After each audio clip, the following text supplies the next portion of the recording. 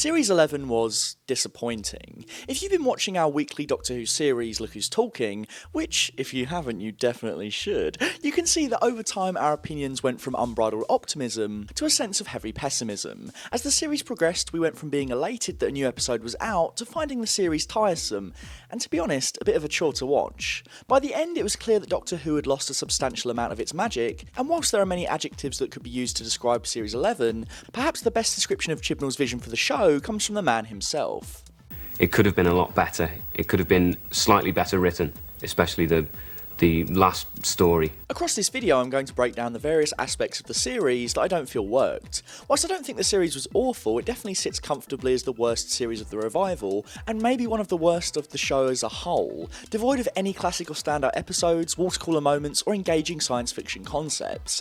And yes, this is all just my opinion, and if you're currently infuriated to learn that someone else didn't enjoy this series more or less than another series you liked, then allow me to explain why.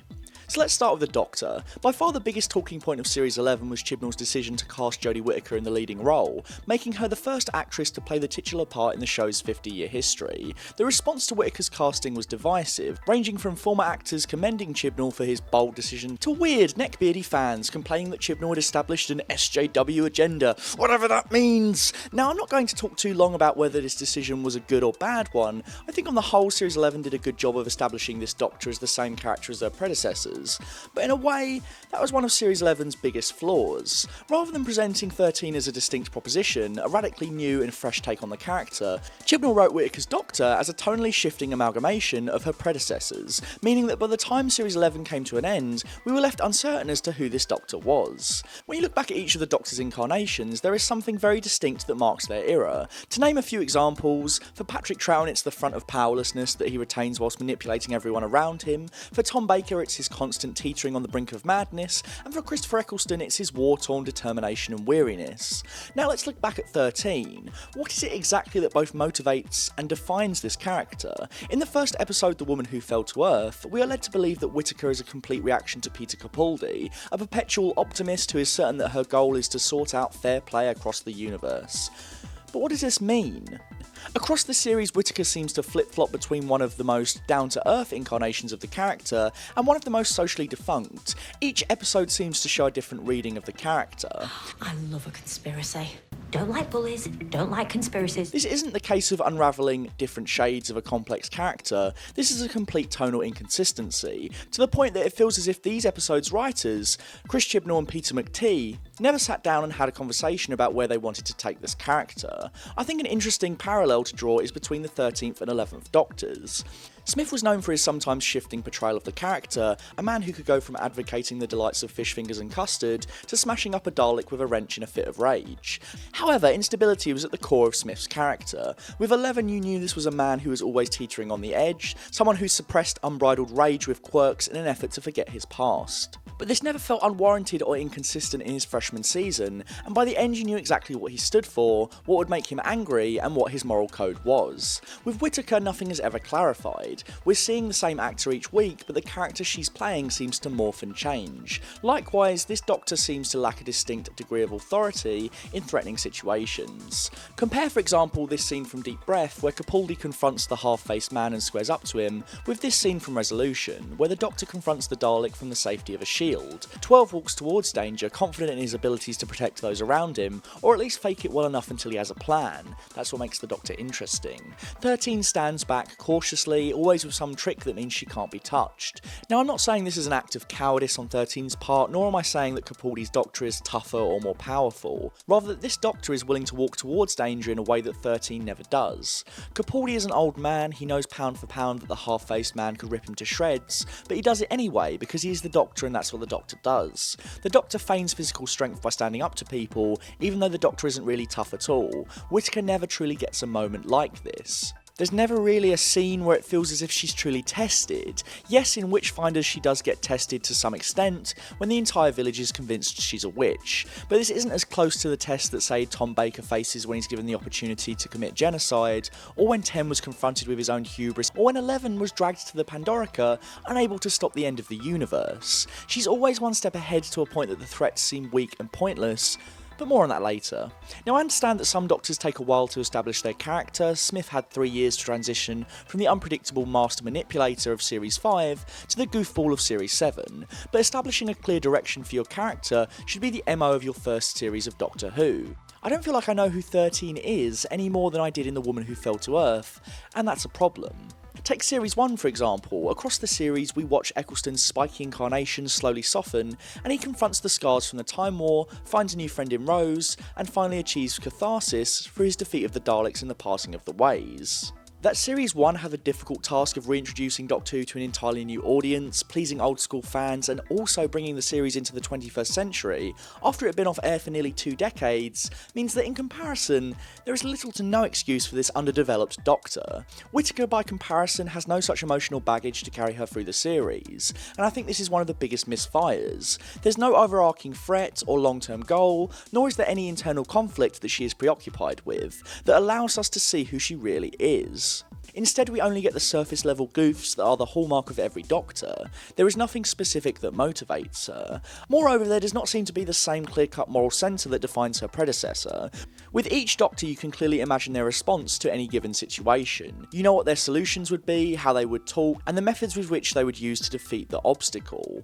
Pitting Tom Baker against the Daleks results in a very different confrontation than Jon Pertwee. On the flip side, it is difficult to imagine how 13 would respond, especially given that some of the moral precedents she sets across the series are extremely jarring.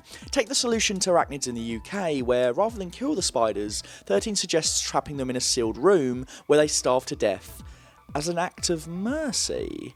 How does this offer the spiders more dignity than a quick death? It's unclear what this Doctor wants, believes, or what the episode is trying to tell us about her character. With the 12th Doctor, for example, you knew that this is a man whose moral principle is almost utilitarian. He is willing to view people as expendable, provided that the end goal results in a greater good. And questioning that principle provides the thrust of his arc. Whereas with Whittaker, she just sort of does things and her gang go along with it. Speaking of which, like the Doctor, Yaz, Graham and Ryan seem underdeveloped and their characterisation unfocused. Many character traits are established and then seemingly forgotten. Yaz is a police officer, but this is barely mentioned and never comes into play in a satisfying way. This could have been done very easily in a similar fashion to how Gwen Cooper's policing was introduced into Torchwood, a show which Chris Chibnall actually ran.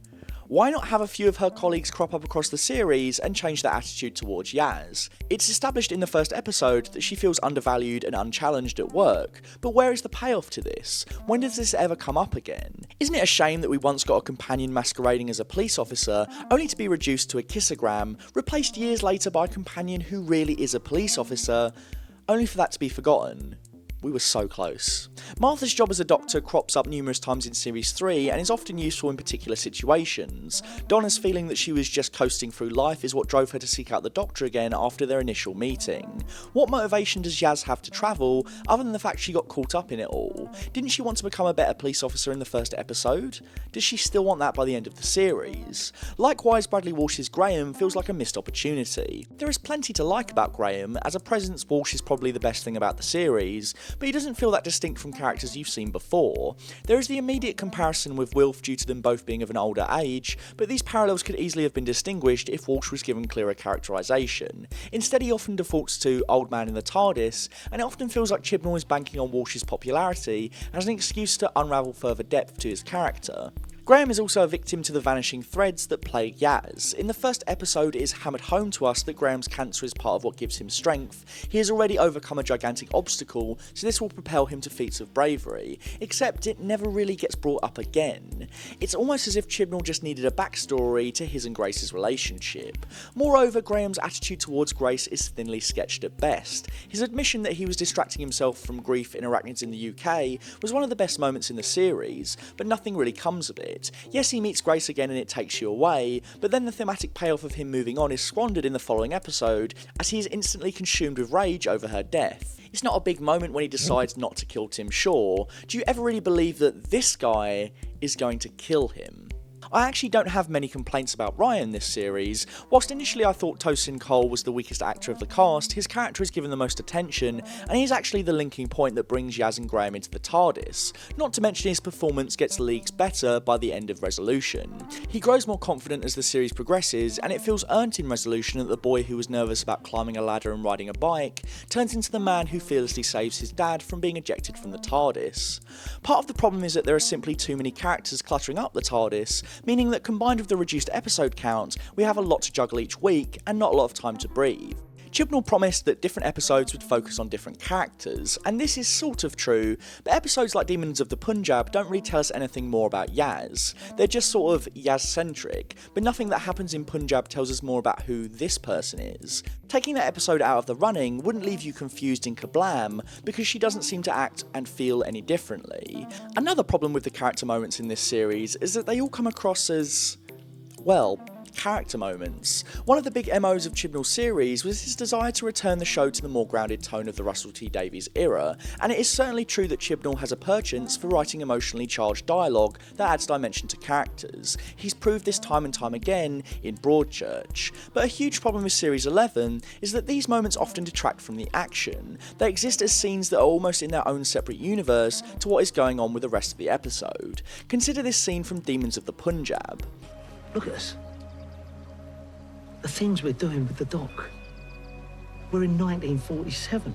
This is a great exchange of dialogue, but what is it pushing forward on a narrative level? It doesn't necessarily tell us anything either. It is all show as if to hammer home, this is the emotional moment, this is where our characters get to talk feelings and stuff. Compare this to the moment from School Reunion where Mr. Finch offers the 10th Doctor the chance to work with the Krillitanes. Universe has to move forward. Pain and loss, they define us as much as happiness or love. Sarah Jane's speech both persuades the 10th Doctor to resist temptation and reaffirm his belief that nobody is a god, but it also thematically completes the emotional arc that Sarah Jane has been on across the episode. The threat of the Krillitane and their offer to allow the Doctor the chance to rewrite history allows for her catharsis. She realises that this is wrong. Things must have change and she must move on from the Doctor. Put simply, when does this happen, or even come close to it in Series 11? Moments like these are substituted with characters walking off to one side and having a quick chat, and yet this has no implication upon the actual story the episode is trying to tell. Whilst Davies achieved a perfect balance between the domestic and the fantastical, Chibnall is constantly switching between the two. Series 11 is not just underwhelming in its approach to characters, as this general lack of the development extends to both stories and production as a whole. When it was first announced that Series 11 was going to have a reduced episode count to allow for an increased budget for each episode, I was very excited, but this promise does not pay off in the actual series. Most of the episodes feel very small both in terms of location and scale, and it is often evident that an episode's scope is limited by its budget. In fact, it becomes evident as the series progresses that certain episodes were given preferential treatment over others. The Woman Who Fell to Earth feels cinematic and epic, it stretches across a whole city and we have these huge location shots and aerial establishers, whereas in contrast, the Anti-Zone literally looks like a studio set. Likewise, episodes like the Tusarunga Conundrum and Demons of the Punjab promise us narratives on an epic scale, a Space Odyssey and the Partition of India respectively, but Punjab literally takes place in a barn, and Conundrum just shows us Whittaker walking through corridors for 50 minutes. The budgetary constraints on Conundrum are most obvious in the final scene, where it's revealed that the ship is piloted through an invisible controller, and we are robbed of a single exterior shot as Doc Brown pilots it to a space station. That's super lame, guys. Which brings me to the other major deficit of Series 11, a lack of memorable concepts and villains. Chris Chibnall went to great lengths to reiterate time and time again that Series 11 would not feature any returning monsters from Classic or New Who, and would instead feature a host of brand new enemies to sink our teeth into.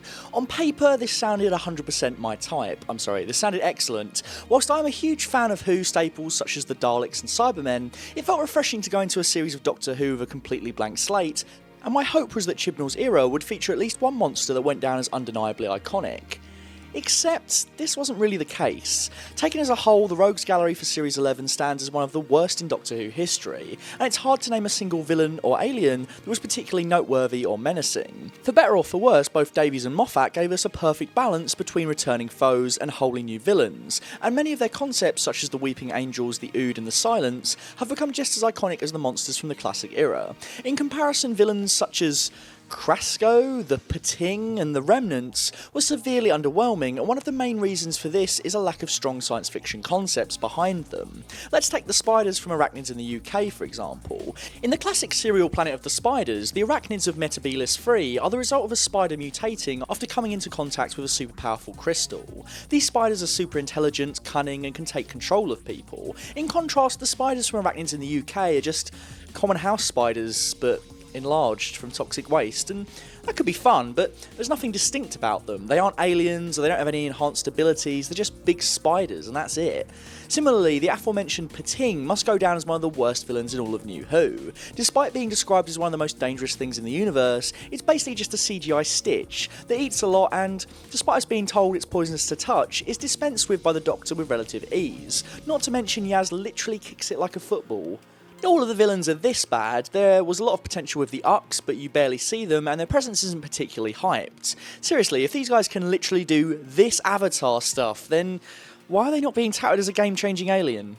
A lot of this comes down to the fact that the villains appear to be more about creating striking visuals than eliciting fear. Tim Shaw's teeth-filled face is horrifying in Woman Who Fell to Earth, and it's clear that great effort has been made to make him feel imposing, but how is he any different to the plethora of warrior races who we've been introduced to in the past, such as the Sontarans or the Ice Warriors? Moreover, a recurrent theme across the series is that the villain in question is often revealed to be the opposite, their actions often being misconstrued or having only the appearance of villainy. For 3 straight episodes we are treated to this reveal. The spiders from Arachnids in the UK are just confused, the Pating doesn't have any malice, it's just hungry, I mean aren't we all, and the Thajarians aren't a race of assassins, they're just observers. This trope recurs again and it takes you away when the Solitract is revealed to be just a lonely being and nothing more. Played out once this is a nice touch, but when it's happening for 40% of the series run, it becomes irritating and predictable and you're sort of waiting to sink your teeth into a villain with a bit more depth and brutality. Except when this villain does appear in the finale, it's Tim Shaw, the lone stenzer from The Woman Who Fell to Earth, who is revealed to be relatively incompetent in his first appearance. Now, as I previously said, Tim Shaw has a nice design behind him and is definitely one of the better executed villains of Series 11, but as a big bad he feels like a total misfire. The Doctor's reaction to his return feels utterly overplayed, especially given that the previous series finale gave us not only the Cybermen, but Missy and the return of John Sim's Master. By comparison, this feels considerably reduced in both scale and ambition, and I don't buy that the Doctor would respond to Shaw with the same weight as a Dalek. She literally beats him with a simple trick in the first episode. This creature is not a threat. He's probably seconds away from slipping on a banana peel and falling off the crane himself. That probably would have been more entertaining, to be fair. Ultimately, the main problem that afflicts Series 11 is its distinct lack of identity. For better or worse, Moffat gave us markedly different series every year, that each had their own distinct hook. Series 5 is the fairy tale, Series 6 the arc-heavy epic, 7 the blockbuster every week, 8 the series with the morally ambiguous Doctor, 9 the year of two-parters, and 10 the reboot. Not everything worked, some of it truly blew huge chunks, but what did work was ace, and you could tell there was palpable effort behind all of it. If we look at Series 11 in 20 years' time, what defines it? Yes, Whittaker's casting is groundbreaking, and yes, there are 3 companions, but these 2 features carry over to Series 12. What is it specifically that makes Series 11 unique or iconic? Before the series aired, Chris Chibnall stated in an interview that this is Doctor Who in an era of Netflix. You've got to keep up. You've got to keep up with Black Mirror, you've got to keep up with all the DC shows in the US. So it's just making sure it's fit for purpose. I think you tell great stories with great actors, and you tell stories that feel resonant to people's lives. Doctor Who is the single greatest idea anybody's ever had in the history of television, so just make that, really, and make it to the best of your ability. That sounds to me like all the right thinking. So what happened? What got lost along the way? Why doesn't the final product reflect those words? Why doesn't it hold a candle to the best Netflix can offer? Why is Black Mirror still the best British sci-fi show of the past decade? I'm sure a ton of hard work and effort went into Series 11, I don't doubt that, from Chibnall right down to every last member of the production, but there's no denying it was a swing and a miss. Here's hoping, with a little more time and a chance to reflect on what might not have worked, Jodie Whittaker will get a series that is worthy of her Doctor.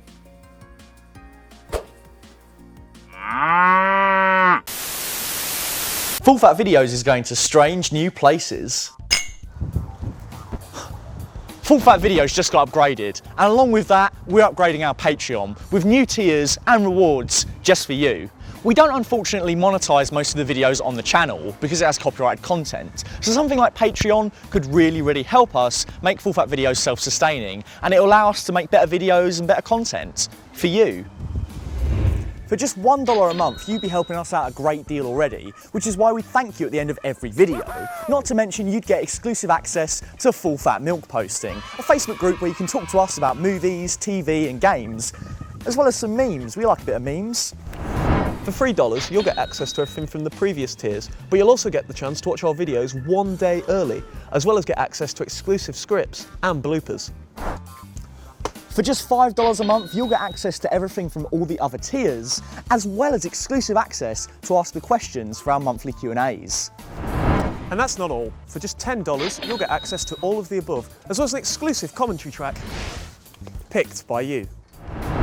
For $100, I mean, you'd be keeping the lights on, so we'd really appreciate it, and we'd probably thank you at the end of every video on camera.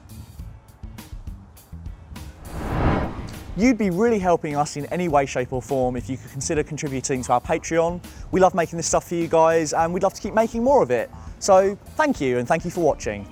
We're off to go make some more of that juicy content. We'll see you next time. Stay milky.